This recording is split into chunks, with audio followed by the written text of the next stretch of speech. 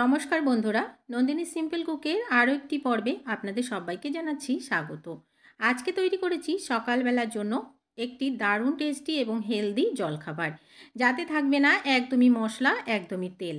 আজকের এই রেসিপির পুরো ভিডিওটা দেখার অনুরোধ রইল বন্ধুরা। যদি ভালো লাগে একটা রিকোয়েস্ট রইল, একটা লাইক, শেয়ার আর সাবস্ক্রাইব করে আমার পাশে থাকবেন।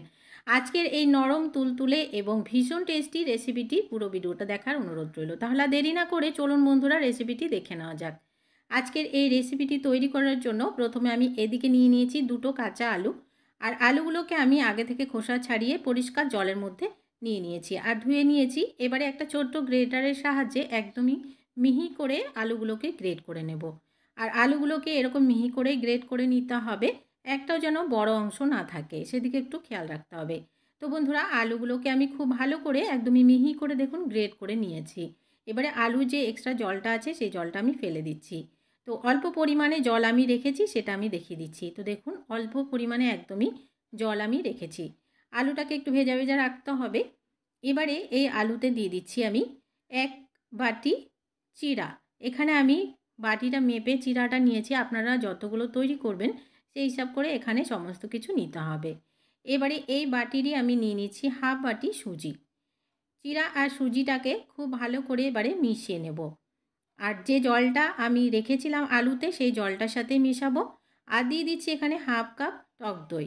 এখানে দইটা দিলে এই রেসিপিটির টেস্টটা দ্বিগুণ বেড়ে যাবে। যদি আপনাদের কাছে দই না থাকে, দই ছাড়াও করতে পারেন, কোনো অসুবিধা নেই। এবারে খুব ভালো করে মিশিয়ে নিচ্ছি। এখন কোনো রকম আর জল ব্যবহার করব না, যেহেতু আলুতে একটু জল ছিল, সেই জলের সাথেই এই সমস্ত কিছুকে মিশিয়ে নিতে হবে। আর এখানে যে আলুটা ভেজা ভেজা ছিল তাতেই চিড়াগুলো খুব ভালোভাবে ভিজে যাবে। তো বন্ধুরা, খুব ভালো করে একটু মিশিয়ে নিলাম। তো আমার এখানে একটু জলের প্রয়োজন আছে, তো আমি যে কাপে দই ছিল সেই কাপটা ধুয়ে আমি এখানে অল্প পরিমাণে একটু জল দিয়ে দিলাম। এদিকে খেয়াল রাখতে হবে যে সুজিটা আর চিড়াটা শুধুমাত্র ভিজবে, আর বেশি এক্সট্রা কোনো জল এখানে দেওয়া যাবে না। তো খুব ভালো করে আমি মিশিয়ে নিলাম। এবারে ঢাকা দিয়ে রেখে দিচ্ছি 5 মিনিটের জন্য। 5 মিনিট পরে আবারও ফিরে আসছি। তো বন্ধুরা, 5 মিনিট পর আমি দেখে নিচ্ছি। তো দেখুন, খুব ভালোভাবে চিড়া, সুজি সমস্ত কিছু ভিজে গেছে আর সুজিগুলোও খুব ভালোভাবে ফুলে উঠেছে। আবারও একবার খুব ভালো করে আমি মিশিয়ে নিলাম। কিছুক্ষণ আবারও একটু মিশিয়ে নেওয়ার পরে এখানে দিয়ে দিচ্ছি একটা পেঁয়াজ। পেঁয়াজটাকে একদমই ছোট করে কেটে নিয়েছি। দিয়ে দিচ্ছি একটা টমেটো। টমেটোটাকেও ছোট করে কেটে নিয়েছি আর টমেটোটার বীজটাকে ফেলে দিয়েছি। আর দিয়ে দিলাম বেশ খানিকটা ধনেপাতা। এবারে দিয়ে দিচ্ছি পরিমাণ মতো লবণ। দিয়ে দিচ্ছি হাফ চামচ গোলমরিচের গুঁড়ো।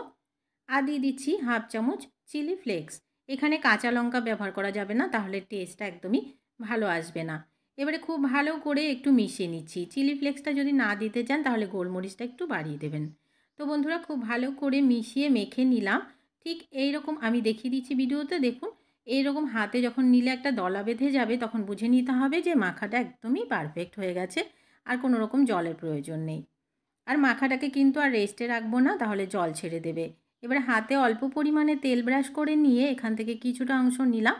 আর প্রথমে একটা গোল বল তৈরি করে নিয়ে হাতে সাজিয়ে চেপে চেপে একটা টিকির আকারে শেপ দিয়ে নিলাম। তো আমি একটা গোল শেপ দিয়ে নিয়েছি। একটা আমার তৈরি করে নেওয়া হয়ে গেছে, আমি আরও কয়েকটা এভাবে করে তৈরি করে নিচ্ছি। তো বন্ধুরা, আরও একটা আমি তৈরি করে নিলাম। এভাবে করে আমি বাকিগুলোকে বানিয়ে নিচ্ছি। এবারে এদিকে একটা কড়াইতে জল গরম হতে বসিয়ে দিয়েছিলাম আর উপরে একটা ছিদ্রযুক্ত প্লেট বসিয়েছি। এই প্লেটেই এক এক করে সবগুলোকে আমি সাজিয়ে দিচ্ছি। আর এগুলোকে ভাপে স্টিম করে নেব একদমই 15 মিনিটের জন্য। 15 মিনিটের জন্য আমি ঢাকা দিয়ে রেখে দিচ্ছি। 15 মিনিটের মধ্যেই দেখবেন খুব সুন্দরভাবে সব স্টিম হয়ে যাচ্ছে আর খুব সুন্দরভাবে রেসিপিটিও তৈরি হয়ে গেছে। পুরোপুরি 15 মিনিট পরে আমি ঢাকাটা সরিয়ে দেখে নিচ্ছি। তো দেখুন বন্ধুরা, রেসিপি আমাদের একদমই তৈরি হয়ে গেছে। এবারে নামিয়ে ঠান্ডা করে নেব, তারপরে এক এক করে সবগুলোকে উঠিয়ে নেব। গ্যাসের ফ্লেমটাকে আমি বন্ধ করে দিলাম আর রেসিপিটিকে ঠান্ডা করে নিলাম। তো বন্ধুরা, রেসিপিটি খুব ভালো করে ঠান্ডা হওয়া না পর্যন্ত তুলতে যাবেন না, তাহলে ভেঙে যাবে আর হাতটাও পুড়ে যাওয়ার ভয় আছে। তো দেখুন, আমি একটা তুলে নিলাম। একদমই নরম তুলতুলে আর খেতে হয় দারুণ টেস্ট। আমি এবারে সার্ভ করে দিচ্ছি। বাড়িতে তো আমাদের সবারই যে কোনো আচার থাকে, সমস্ত রকমের আচার আমরা বাড়িতে সবসময় রেখে দিই। যে কোনো আচারের সাথে এই রেসিপিটি সার্ভ করুন, কোনো রকম সবজি লাগবে না।